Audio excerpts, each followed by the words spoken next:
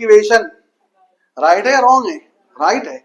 और R is Rydberg constant, no, R is gas constant. Clear है? तो कौन सा ऑप्शन हो गया? ये एकदम चिल्ली क्वेश्चन था, ये तो इसकी कोई औकात ही नहीं थी, समझ में बती नहीं। आगे चले हम लोग। The activation energies of two reactions E1 and E2, activation energy दो रिएक्शन की दे दी, अरे बराबर है, एक की E1 और एक की कितना है, और क्या कंडीशन बताया है कि E1 is greater than E2 है।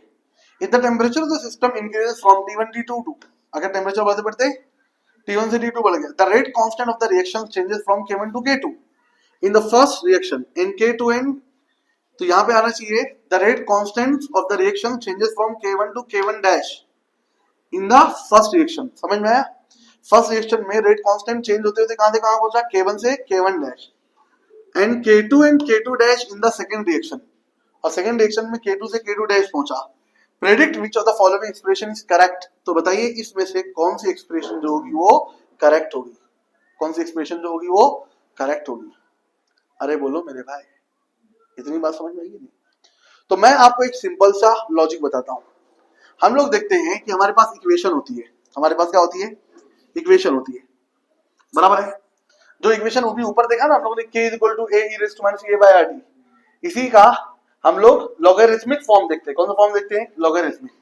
तो फर्स्ट वाले केस के अकॉर्डिंग हमारी इक्वेशन हो जाएगी log ऑफ k1 बाय, बराबर है, log of k1 dash by k1,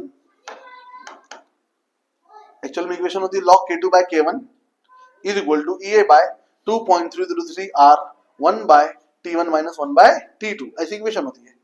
तो log k1 dash by k1 is equal to क्या हो जाएगा? EA बाय 2.303 R, दिख रहा है नहीं दिख रहा है? 1 by T1 minus 1 by T2, 1 by T1 minus 1 by T2, ये इक्वेशन होगी। तो इसके रिस्पेक्ट में कितना हो जाएगी? तो सेकंड रिएक्शन के रिस्पेक्ट में हो जाएगी log k2 dash by k1 is equal to EA by 2.303 R 1 by T1 minus 1 by T2। अब देखो बच्चों, एकदम इजी है, आपको एनर्जी ऑफ एक्टिवेशन दिया था, तो आप बताइए इसका रिलेशन एनर्जी ऑफ एक्टिवेशन के साथ डायरेक्ट आ रहा है, इनवर्स आ रहा है? अरे बोलो डायरेक्ट आ रहा है। जब डायरेक्ट आ रहा है तो जिसकी एनर्जी ऑफ एक्टिवेशन ज्यादा होगी उसकी log k1 dash by k1 की वैल्यू भी क्या हो जाएगी? ज्यादा हो जाएगी। तो इसमें से बताओ कौन सा ऑप्शन आना चाहिए आपका? D option. दिख गया कि नहीं दिखा? बस खत्म, इनकाउंटर, कोई टेंशन नहीं मेरे भाई। समझ में आया कि नहीं आया? आगे चले हम लोग। Next question, half life of two samples is 0.1 and 0.8 second. दो सैंपल दे दिया, दोनों की हाफ लाइफ दे दिया।